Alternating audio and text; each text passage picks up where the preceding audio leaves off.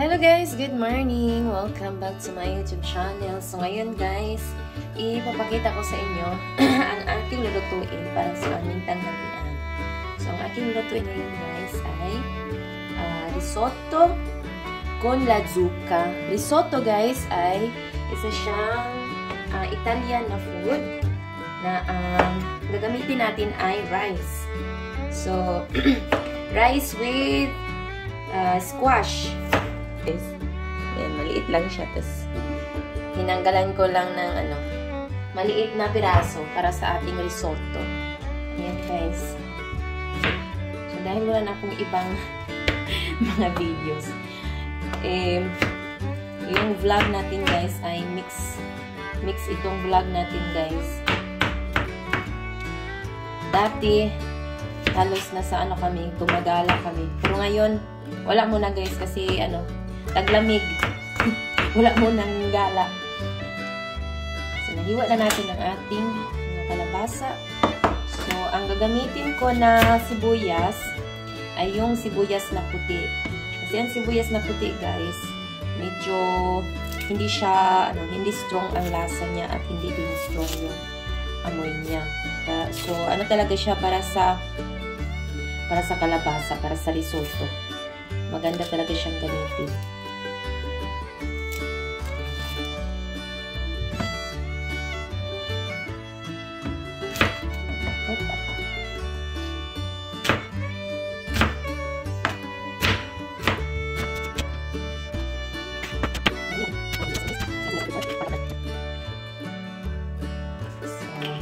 Kawali natin lagyan ng oil.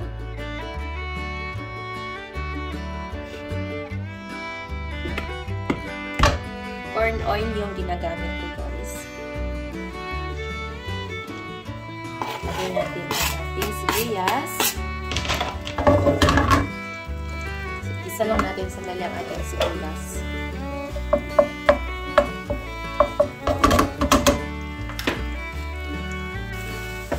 Lagay na natin ang kalabasa. At igisa natin ang ating kalabasa. So, kung meron kayong black pepper, lagyan nyo din. Or kung wala, okay lang. Asin.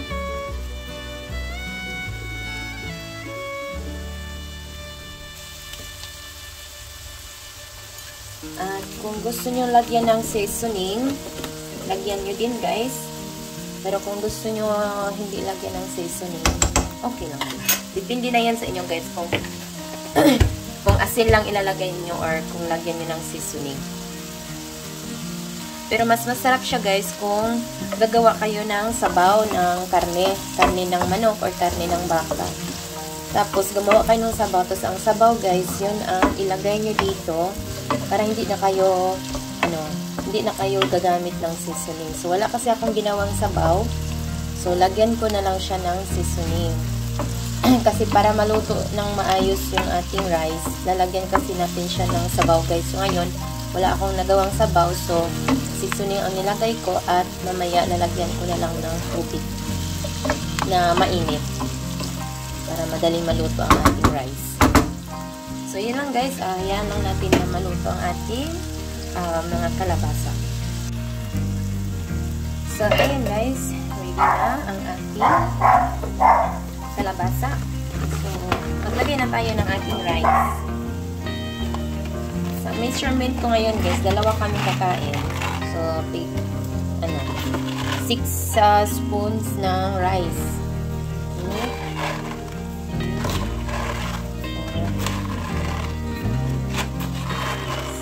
6 per head, guys.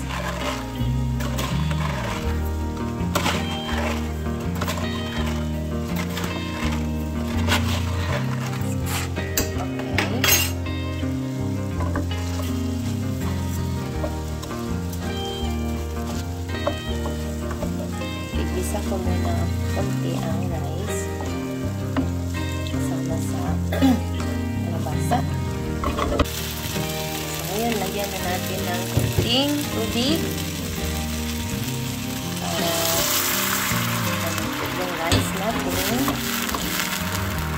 So, yung rice na ginagamit ko guys ay yung rice talaga na pang risotto. Hindi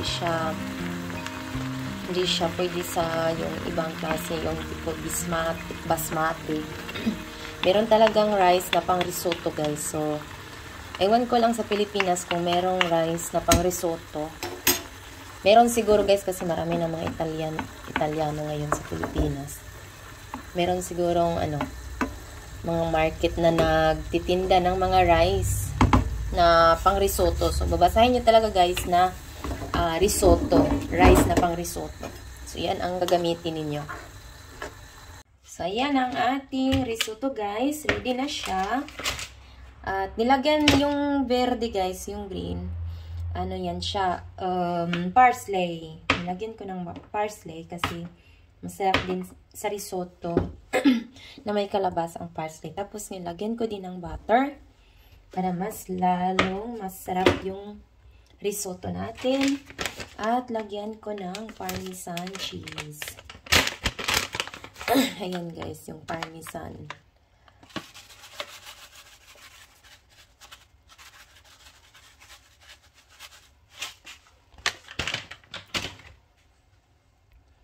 At ating i-mix.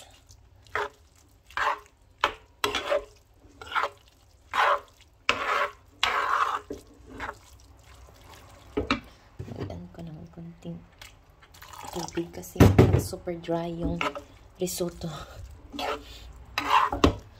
So, yan na ang resulta guys. Thank you. Bye!